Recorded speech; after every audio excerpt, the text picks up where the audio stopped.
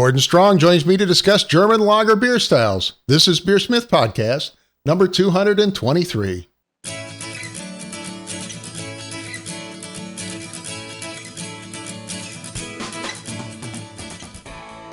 This is BeerSmith Podcast, number 223, and it's mid-October 2020. Gordon Strong joins me this week to discuss German lager beer styles. Thank you to this week's sponsors, Craft Beer and Brewing Magazine.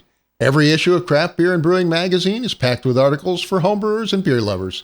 They're offering access to videos, brewing courses, exclusive articles, and the Craft Beer and Brewing Magazine. Go to beerandbrewing.com to get your subscription today. Again, that's beerandbrewing.com. And also the Brew Commander, the new brewhouse controller from Blickman Engineering. It's available in electric and gas propane models. The patent-pending Brew Commander is a high-quality brewhouse controller that offers automated step mashing, boil timers, precision temperature control, and advanced settings. Command your brew day with the new Brew Commander. To order yours today, visit blickmanengineering.com for more information. Again, that's blickmanengineering.com. And finally, I urge you to give BeerSmith free brewing software a try. If you've not downloaded the new 3.1 update, grab it now as it includes improved storage, additional dry hop options, new mash pH models, new add-ons, and more. To download your free 21-day trial, go to beersmith.com today. Again, that's beersmith.com. And now let's jump into this week's episode. Today on the show, I welcome back Gordon Strong. Gordon is the president and highest level beer judge in the Beer Judge Certification Program, as well as the author of the books Modern Homebrew Recipes and Brewing Better Beer. Gordon, it's always a pleasure to have you back on the show. How are you doing? I'm great. Thanks for having me on, Brad. It's good to see you again. It's my pleasure. You surviving the grand lockdown, I guess, here, or pandemic, whatever? Yeah, just hunkered in the bunker at home. It's, what everybody's up to. Yeah.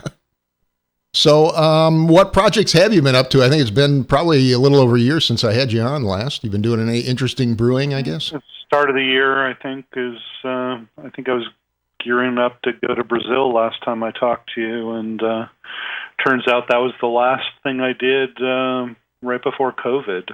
You did make it to Brazil, though? Yeah, and more importantly, I made it back. Yeah. Because things started blowing up when I was there, and because I was thinking about staying a little longer, and I kind of left on time, and I'm glad I did, because the next day is when all the air travel started shutting down. Yeah. So how was the trip itself? Did you get a chance to sample some good beer down there in Brazil? Oh yeah, absolutely. It was the biggest beer festival in South America. So it was a huge competition, ton of judges, international judges, and everything. So I actually wrote a story about it. It was in the Brew Your Own that just came out. Oh, nice. The latest issue, I guess. I'll have to look that up. Yeah, take a look at it. Mine just showed up in the mail today, so it's the one that, it's got this Brazil thing on the front. So I talked about some of the observations, because I've been going there for 10 years. So right. Talked about some of the things I've seen, and some of the things that I found interesting going on now. So that was a lot of fun. Awesome. Well, today you wanted to discuss German lagers as a group, which is actually a pretty broad group of beer styles. I thought maybe we'd start with the BJP style guide, and just as sort of the top level, where do these styles kind of fit into the overall guide? I looked it up just to make sure I had the right references, because several style categories cover it. There's like 6 of them. Right. Styles 4 through 9, where we're talking about German beers, not exclusively lagers, in that, because there are some related styles that kind of judge well against those categories. But we kind of broke the categories into groups where the beers have similar characteristics, similar balance, because that makes it easier on judges. It doesn't destroy your palate quite so much. Mm-hmm. So, there's maybe 15 lager styles in 6 major categories there. So, and I believe the majority of the beers sold in Germany is lager, right? Yeah, still. They sell a lot of wheat beer, especially in Bavaria. That's true, yeah. But lager is still the biggest style family there. Well, let's start with the pale malty German lagers category, which includes Fest beers and Helles, right? What are some of the characteristics that make these beer styles unique? Well, the pale malty ones are pale and malty. So the malty just kind of means the balance. So those beers tend to be less bitter. Between the Helles and the Fest beer and the Hellesbock or Maybach, you can see a very similar characteristic. They all have quite a bit of Pilsner malt flavor. They tend to be various shades of gold, but they don't tend to be bitter beers. So they got low bitterness. I guess are they made primarily with Pilsner malt, or do they use a little bit of the darker malts, or no? The balance of the grist will change as you go into the bigger styles. Helles does have quite a bit of Pilsner malt, or can have a lot. You can make it several ways. Mm-hmm. But once you get into box, they tend to have more Munich malt. Right. And the Fest beer, I guess, surprisingly doesn't have a lot of Munich malt in it? No, not as much. It's kind of in between.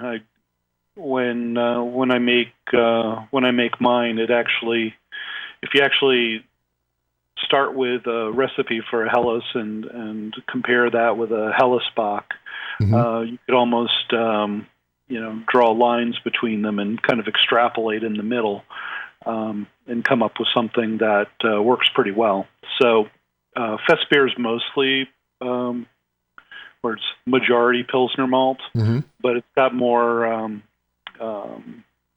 Munich and or Vienna in it, other richer malts, just to give it some more malty flavor.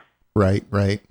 And then, of course, those are fairly closely related to amber lagers, which include styles like the Marzen, of course, which is also served at Oktoberfest, right? Used to be. That's kind of right. Märzen is kind of like what we get in this country as import Oktoberfest. Mm-hmm. But it's not really what they serve at Oktoberfest now. They used to. I don't know. I think it was in the 70s or something where they kind of switched over to sort of a golder colored, easier to drink beer because the lighter beer, yeah. Yeah, a liter, which is the Fest beer, is what we called it. A mass. Really, I've been there. Yeah.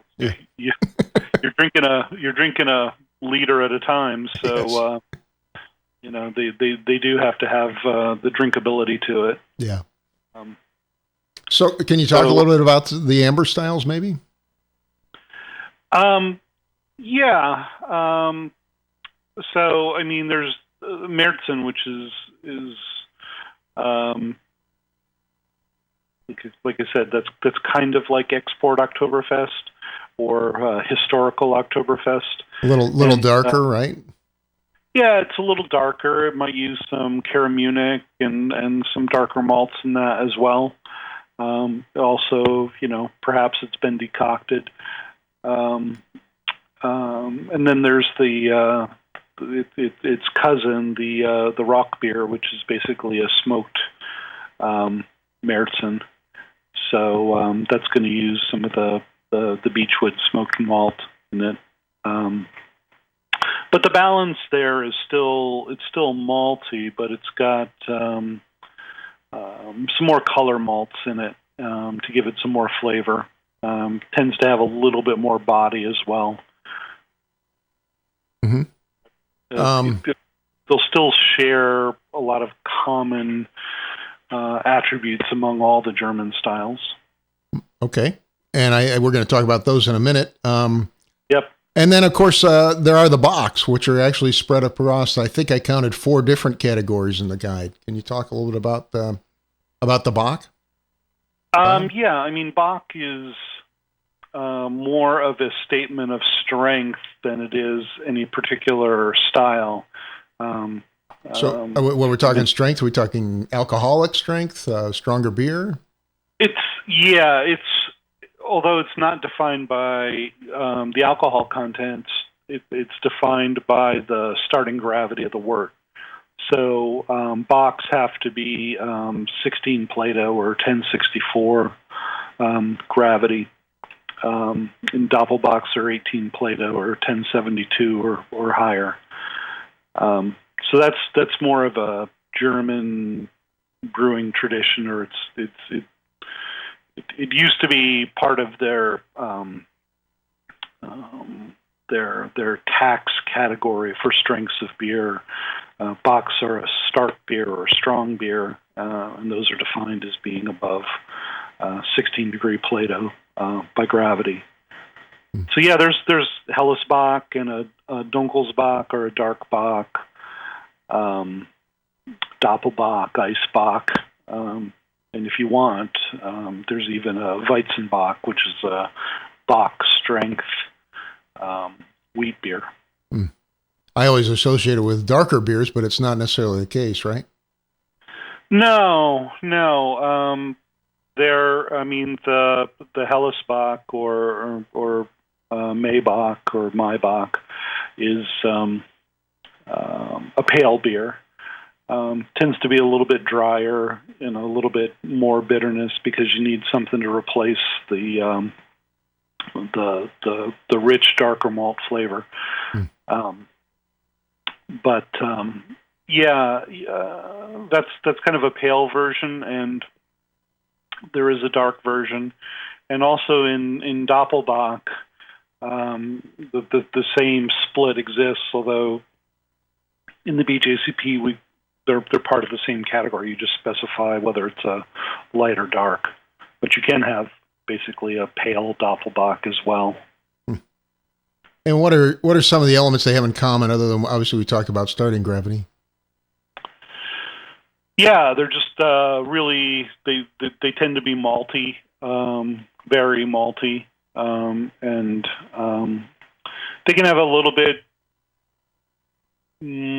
They can have a little bit more mouthfeel to them, a little bit more body. People describe them as being sweet, but if you think about drinking a large glass of beer, if it's too sugary sweet, you just can't drink them in quantity. You lose the drinkability, I guess, huh? Yeah, and that's a mistake that a lot of homebrewers make when they try to make the style, and that's kind of what I wanted to talk about was what are the attributes of these styles, and how do people interpret that, especially how do people interpret that incorrectly, and how do you see that when you judge these things in competition? Well, why don't we move right on to that then? I know you mentioned there's a lot of things that you think these styles have in common, but sounds like there's also common errors made, I guess, when people try and brew these competitively. Yeah. There's people that confuse malty and sweet. Malty is the flavor of malt, and sweet is the flavor of sugar. Sweet is a basic taste, but you can be malty and sweet, but you don't have to be sweet if you're malty. You can have dry beers that are still malty by having a well-attenuated beer that just has lower levels of bitterness. So, I mean, that's interesting because usually we associate higher levels of bitterness to offset, high gravity beers, for example. Right, and that's making an assumption, possibly in the more of the English brewing tradition, where if you have a bigger beer, it's often sweeter, and they don't mind making these real, and that's why we call them like the sipping beers. Sitting in front of the fireplace, sipping your little beer because it's so sweet. It's hard to get through it. It's like a dessert port or something. It's just it can be almost syrupy. So, German beers really don't have that characteristic. Mm-hmm. Some people kind of think they do, but sometimes they're just drinking, American versions that don't really have the same balance that the German ones do. The German beers always seem to be very drinkable. They can have body in the palate, but they dry out in the finish, and it's that drying towards the finish that makes you want to take another sip. Interesting.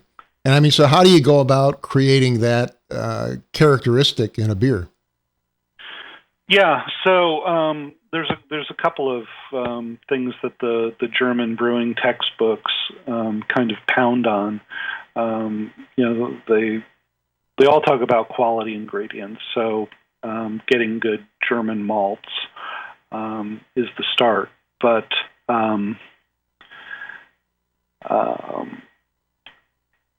German brewing technique is really more. They step mash a lot. Some still decoct. The professionals don't use that as much. It's more of a check technique now. But because of economics, commercial brewers they tend to step. So they'll do two primary rests and a mash out. A rest in the mid 140s and one in the upper 150s, low 160s. And I've always called that sort of a barbell, mash profile where you're kind of hitting the low temperature and the high temperature, but it does result in pretty high attenuation, right? Yeah. It gives you the attenuation, but it still gives you some body. Mm-hmm. So it's a way of attenuating the beer without making it seem thin. And the barbell analogy is some people call it a lager. I've also seen it listed as a lager profile, for example.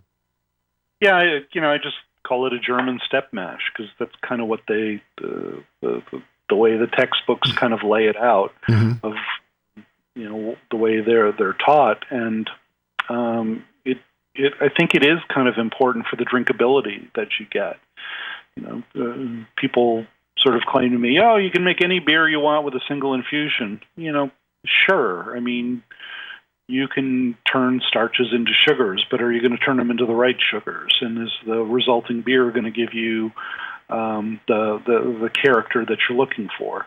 So, I think this kind of mash, if you understand the enzymes that are working, we talk about the amylase enzymes do the primary starch to sugar conversion, and then there's alpha amylase and beta amylase. So, Gordon, could you go into that a little bit more about how the different enzymes actually work? Yeah, sure. The beta amylase, which I remember, before beta, before alpha, after, works at a lower temperature range, and it basically makes maltose. It chops off the ends of long chain starch molecules, creating maltose, 2-molecule sugars. Just by snipping the ends of those chains, whereas the alpha amylase works at a higher temperature and breaks the starch chains randomly. So you get these branched chunks of starch, right?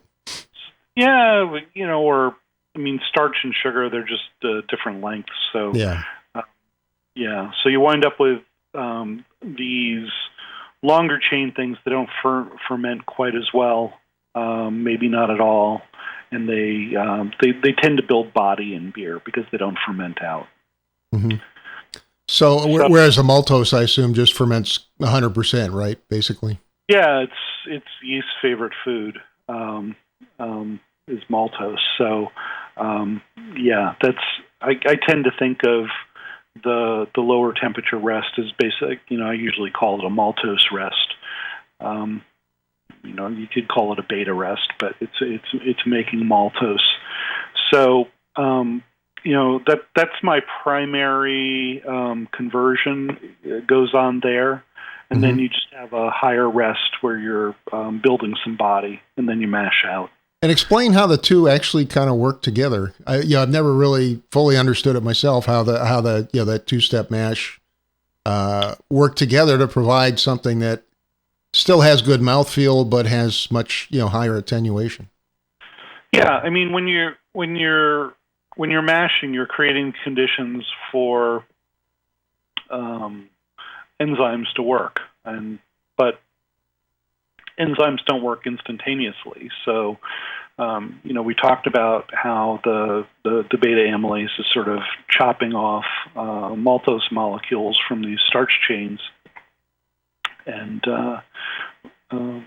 it doesn't work on the entire long starch chain simultaneously. It chops off an end piece and then does it again.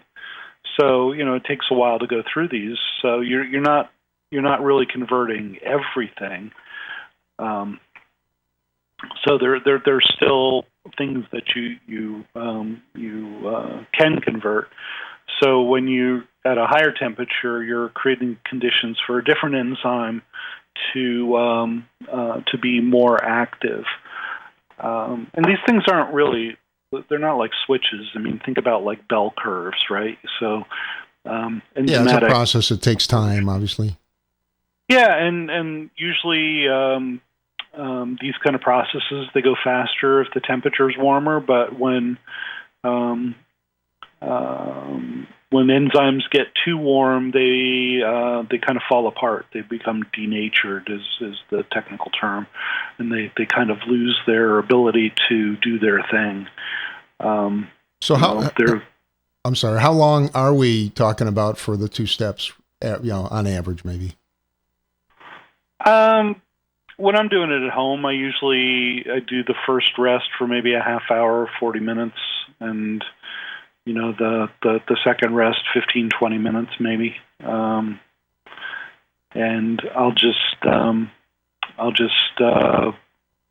I've got a mash tun where I can direct heat, so I just step the temperature up by putting in a new temperature, and it adds heat, and it rises while I'm recirculating. Is there so the second rest we're talking about, where you're breaking down the sugar chains, the long ones into shorter ones, is that kind of where you get the maltiness, but without the excessive sweetness? Does a lot of the sweetness come from these longer sugar chains?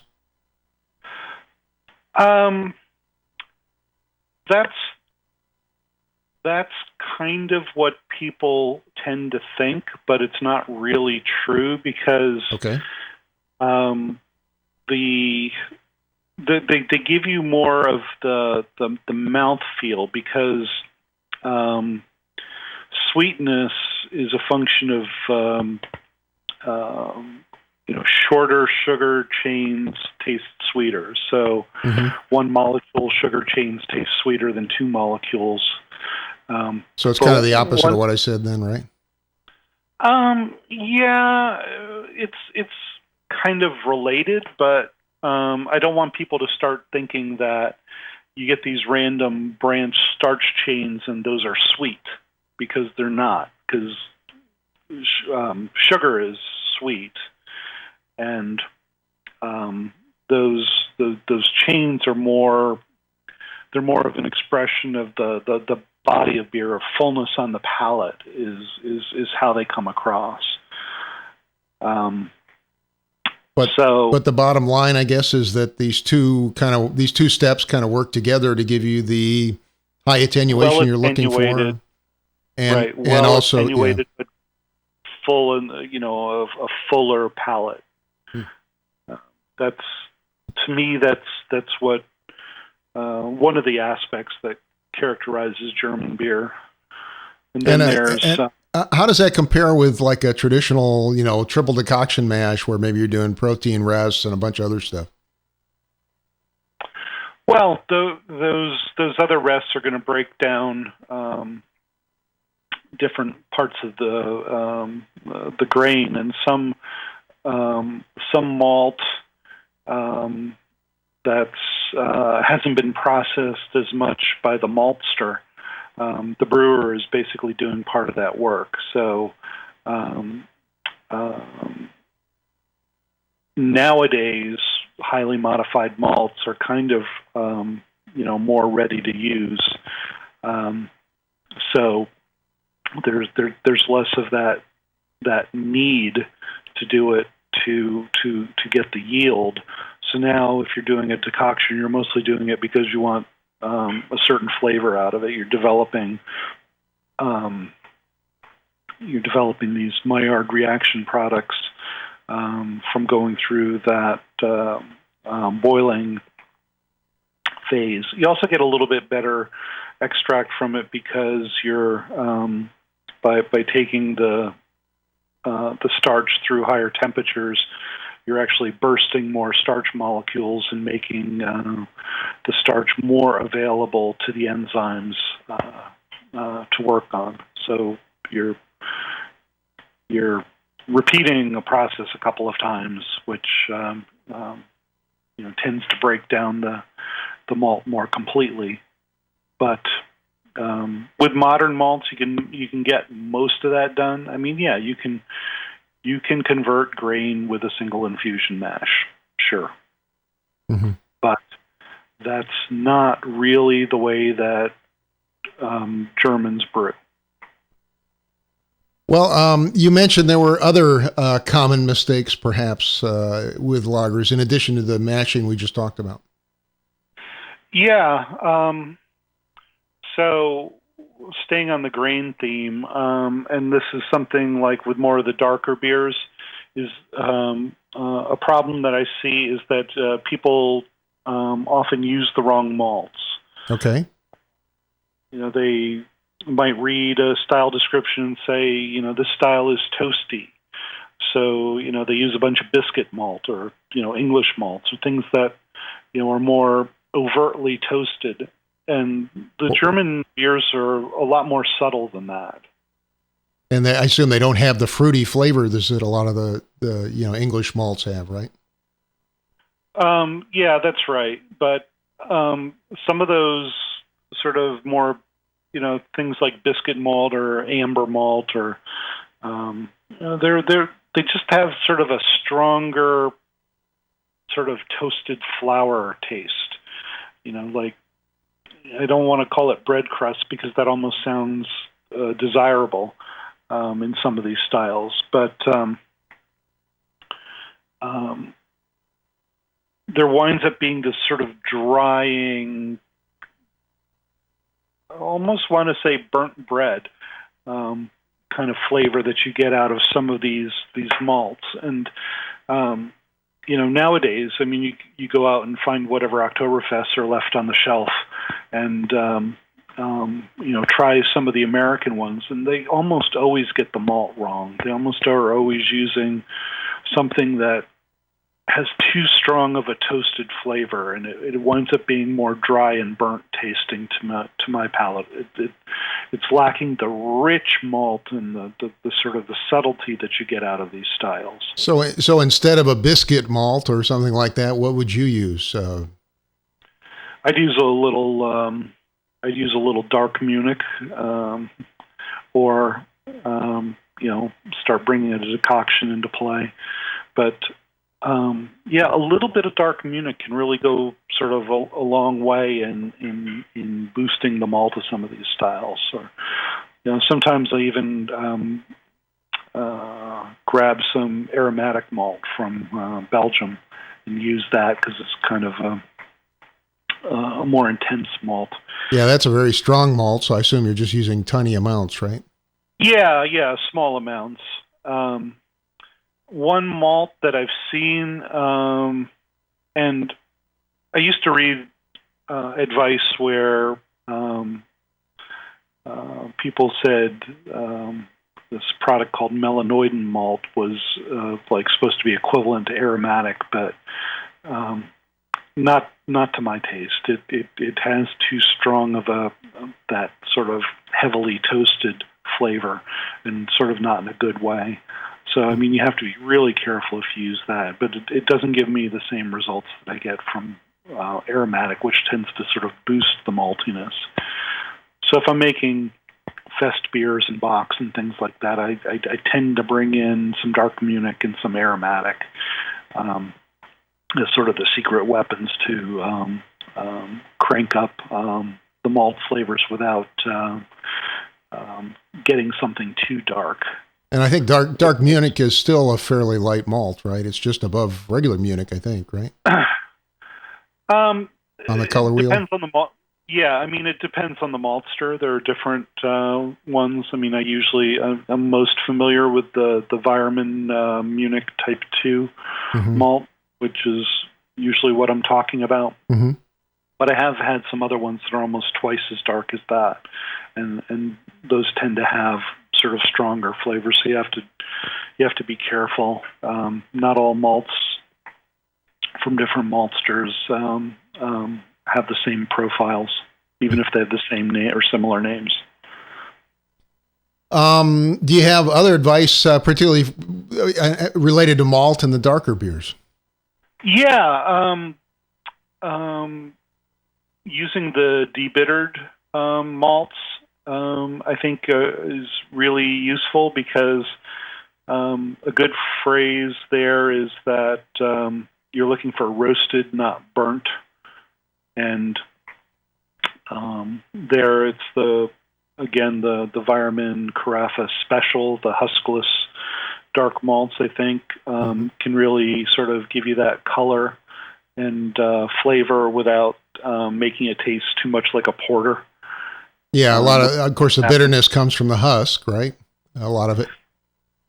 Yeah, but you also get more of an ashy, burnt flavor.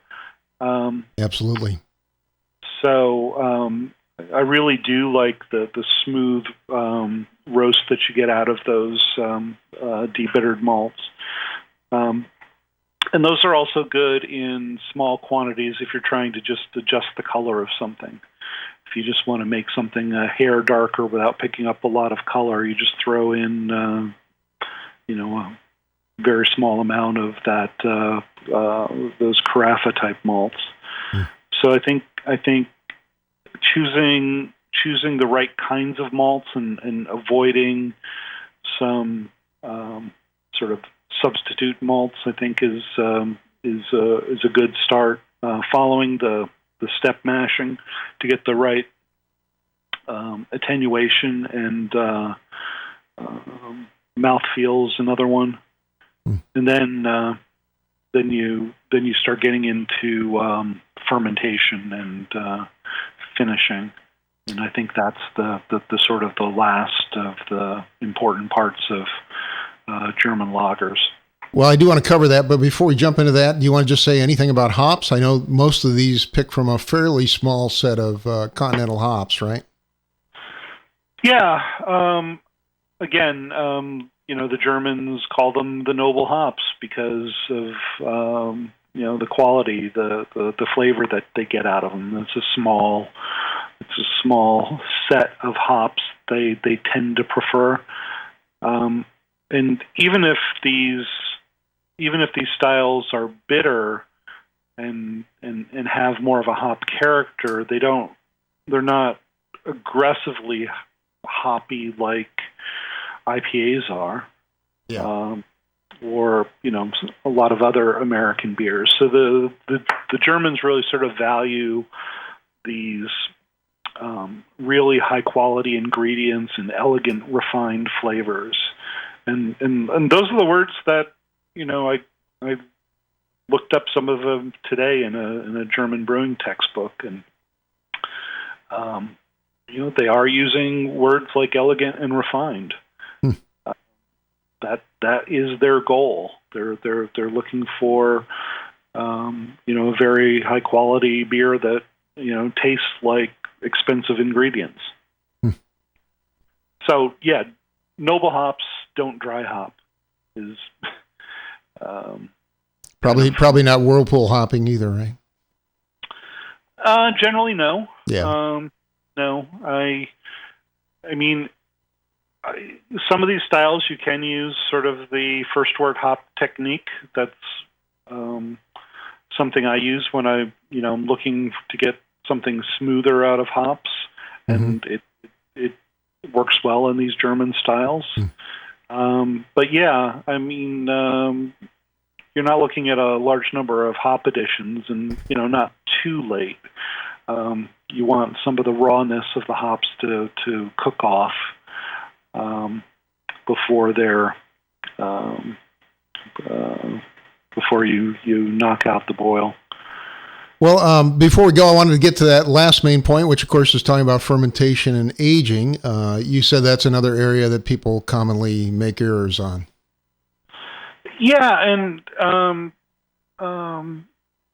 more so lately, because I see some people advocating you don't have to ferment a lager at a cold temperature, and you don't need to lager. It'll taste just the same. No, it won't. It really won't. I mean, I've not had somebody hand me one of these high temperature lagers and have it taste anywhere near the same. You wind up with just a lot of sort of yeast byproducts that haven't been cleaned up. So I mean, the beers, either they taste fruity or they taste rough. Yeah, I mean, there's going to be sort of a smoothness to them because of the lager yeast, but they really do a disservice to the name. So I'm sort of a fan of fermenting cold, around 50, and lager cold around freezing. I'm not producing beer commercially, so I don't do what they do. There's the Germans tend to kreuzen the beer, which kind of accelerates the lagering process. Okay. Whereas they're adding actively fermenting beer and trying to get that to sort of clean up the yeast byproducts. But I tend to be a little bit more old school because I'm not in any hurry. I stick it in the lagering fridge and it's near freezing, and I leave it for months. The old German rule of thumb was 1 week for every degree Plato of original gravity. So a 1048 beer is a 12 Plato beer, so that would be 12 weeks. Box are 16 Plato, so they'd be 16 weeks. Wow. So, we're talking 3-4 months. And, I actually think that gives you sort of better results. I mean, yeah, you can more approximate that, but that's these techniques I've seen people pull now with high temperature, high pressure fermentation, trying to suppress esters, and I don't know. It's kind of a cute experiment, but if you give me the beers side by side, I can tell the difference, and I prefer the traditional beers. So lagering helps with the smoothness of the beer, and also sort of cleans up these fermentation byproducts that I prefer not to taste. if it appears too sulfury or has anything but sort of a clean fermentation flavor, I'm not a fan of. And I guess I don't like sulfur in general. Which, of course, is the wonderful rotten egg smell that comes off almost any lager yeast, right? Yeah, it can. And, I mean, I'm not a fan of that. I mean, it just, I could make some bad analogies, but it smells like, a homebrew competition, or it smells like a homebrew festival, that, people have been drinking beer at too long. Yeah. So it's just, it's not really desirable for me. So I tend to pick yeast strains that don't generate as much sulfur, and then I tend to let them lager to help reduce that. Yeah, I mean, obviously, the longer you lager it, the less of that off flavor you're going to get, or off smell, I guess. Yeah. Well, Gordon, we're actually kind of running out of time here, but I've got just a minute or two left if you'd like to give your closing thoughts on, how to put together the perfect German lager. Yeah. So my tips for a good German lager is start with good German ingredients. Your fresh malt, your fresh hops, good German lager yeast. The 3470 yeast is a real workhorse and does a wonderful job. Even the dry yeast version works very well. So I'm a fan of that. Step mash to get attenuation, but still have body. Have a cool fermentation and take your time lagering. Don't use crazy malts. Don't dry hop it. Less is more with the German styles. Is if you think you're being fancy and trying something unusual, somebody else has probably thought of that and tried it. And if nobody else is doing it, it's probably because it doesn't work, or the results aren't as good. I mean, yeah, you'll still make beer and it'll still be something interesting, but the more I brew, the more I keep coming back to these good drinking German lagers. They have flavor. They're not goofy. They're not as Instagrammable, but it feels like you made an honest beer.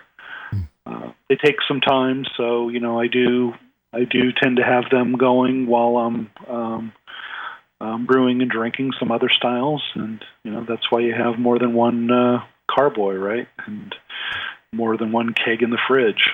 So a lager is kind of an investment. So, but there's nothing that really quite feels like brewing as when you're doing these German styles, because they seem like the brewing the brewing tradition sort of recognizes the value of technique, and they really care about the end quality. It's not about something that's sexy and unique and marketable. It's like they just want to make good drinking beer, and that's kind of what I wish more people made. I love finding these. If I do go out and drink other people's beer, I do like looking for these German lager specialist places, because that tells me they know something about brewing, and they can they likely have an interesting lineup. It's not like 17 IPAs and 12 seltzers and a bunch of fruity sour things. Yeah. It's they're making beer. So I like beer, and and so this is what I wish more people would get back to making, because if you want to impress me with like something you've made, show me a good lager that you've made. Nothing experimental, just show me you can make a good solid lager, and you'll have my respect. Or a good mead. I know you like mead too. Well, yeah, that's a different episode. Different thing, yeah. Gordon, you got something behind there you can share with me over the. I'll send you a bottle. How about that? I know you like the black currant mead in particular, but Gordon, it has been an honor and a pleasure to have you on again. Thank you for taking the time to be with us today. Well, thanks, Brad. It's a lot of fun. It's like, we don't get out as much as we used to, and I think it's kind of important for us to, keep up our contacts and talking to our friends and talking to people who are interested in beer, and see if we can't help people in these unusual times. Yeah.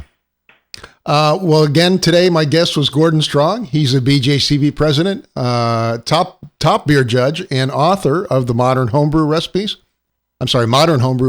and Brewing Better Beer. Thank you again, Gordon. Great to have you on the show. Thanks, Brad. A big thank you to Gordon Strong for joining me this week. Thanks also to Craft Beer and Brewing Magazine. They offer access to videos, brewing courses, exclusive articles, and the amazing Craft Beer and Brewing Magazine. Go to beerandbrewing.com to get your copy today. Again, that's beerandbrewing.com. And also the Brew Commander, the new brewhouse controller from Blickman Engineering. It's available in electric and gas propane models. The patent-pending Brew Commander is a high-quality brewhouse controller that offers automated step mashing, boil timers, precision temperature control, and advanced settings.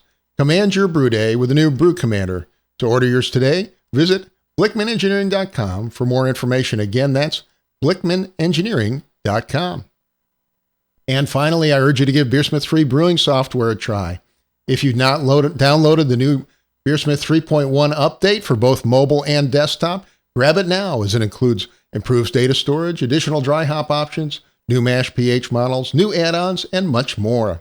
To download your free 21-day trial, go to beersmith.com today. Again, that's beersmith.com. Thank you for listening. I hope you have a great brewing week.